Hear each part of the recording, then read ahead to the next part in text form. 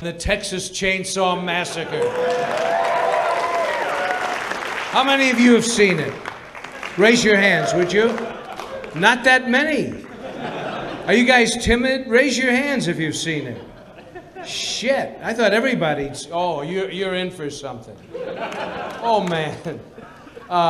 Well, in 1974, at that time I thought the two greatest horror films ever made were Psycho and Diabolique. And both of those films still live, and they're still great.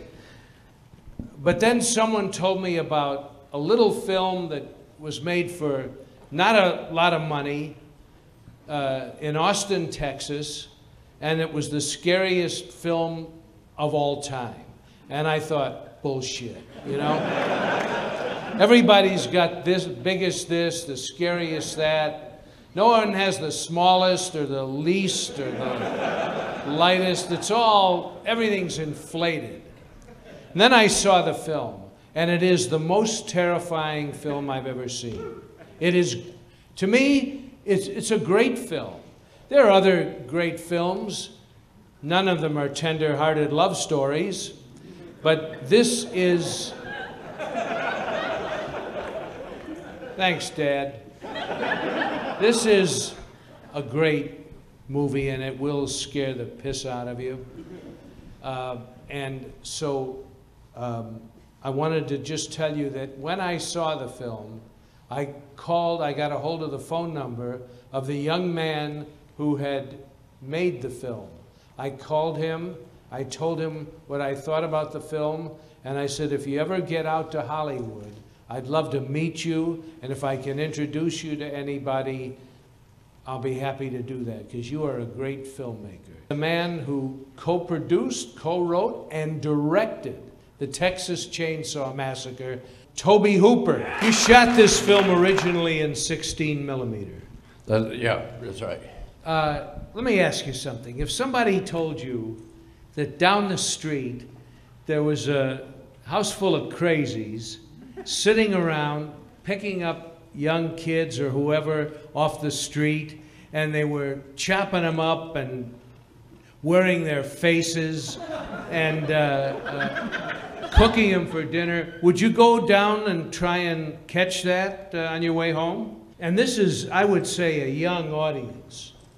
Come back again and again to experience this vicariously. I think, just speaking personally, that there are only a few reasons that make people want to go and see a movie and sometimes see it again and again. And that's either to laugh or to cry or to be scared. And I think now you have to add a fourth, which is to be transported to a world that you have never experienced before.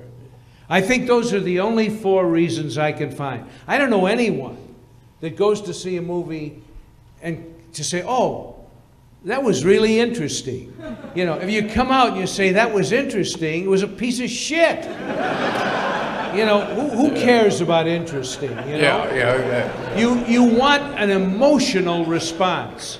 And I think that your film, this one, I'm not going to talk about any of your other films tonight. This is about the Texas Chain Saw Massacre.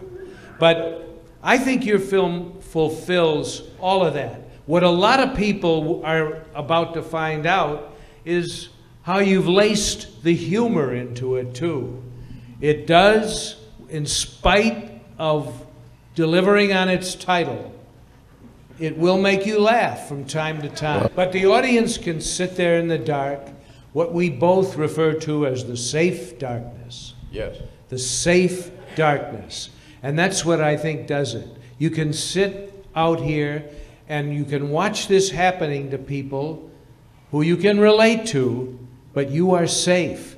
This is not happening to you. It's happening in front of you, but not to you. But you do take it home with you, unfortunately.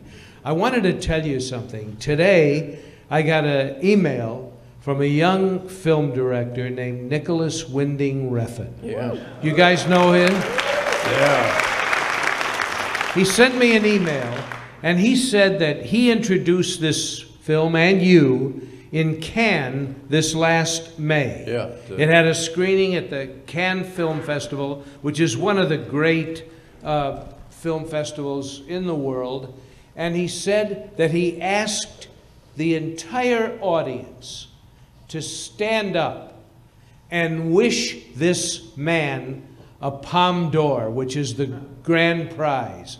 And the whole audience stood up and gave him a huge, rousing ovation, supporting the idea that if anyone ever deserved a grand prize for a film, it was this man. The film has been honored at Cannes this year. Yeah, its 40th year. And 40 years ago. And 40 years ago it ran at the Cannes Film Festival, and not everything can get in there. And there's a print in the Museum of Modern Art. So this film is a work of art. You didn't just waste a night to come and see another fucking horror film. You're in the presence of a work of art. And I will say that there is a style in painting that it's hard to characterize. I don't know how you would characterize the work of this man. Are you familiar with the paintings of Francis Bacon? Yes. This film reminds me a lot of the paintings of Bacon, in that they are really his impression of people, but they are the truth about the inner person. And I think, strangely, this film gets to that. Oh, Andrew Wyeth? Andrew Wyeth Was one of the inspirations. Yeah. You familiar with that painting? Andrew Wyeth's Christina's World. 8 people go to a museum here.